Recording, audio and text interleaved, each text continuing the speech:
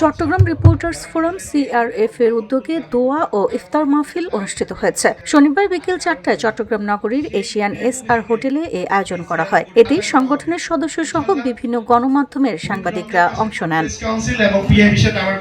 ফোরামের সভাপতি কাজী আবুল মনসুরের সভাপতিত্বে এবং প্রচার ও প্রকাশনা সম্পাদক সরোজ আহমেদের সঞ্চালনায় ইফতার পূর্ব আলোচনা সভা অনুষ্ঠিত হয়।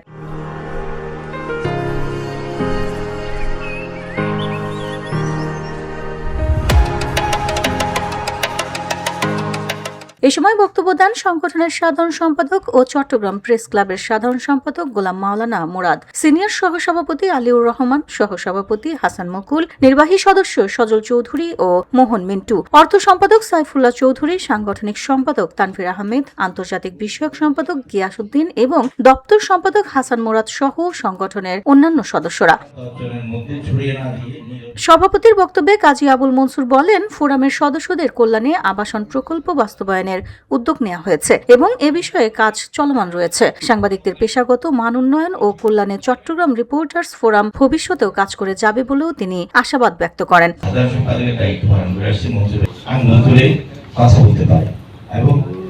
কখনো আমাদের সদস্যরা কোথাও কিছু খারাপ করলে নিয়োগ করলে সেটা কিভাবে সমাধান করা যায়, অর্থাৎ যিনি ক্ষতিগ্রস্ত বা যে অন্যায় করেছে সেটা 10 জনের মধ্যে ছড়িয়ে না দিয়ে নীরবে কিভাবে সমাধান করা যায় সেই চেষ্টায় আমরা করছি। আলোচনা সভা শেষে দেশ ও জাতির কল্যাণ কামনায় বিশেষ দোয়া অনুষ্ঠিত হয় এবং উপস্থিত সবাই একসঙ্গে ইফতারে অংশ নেন।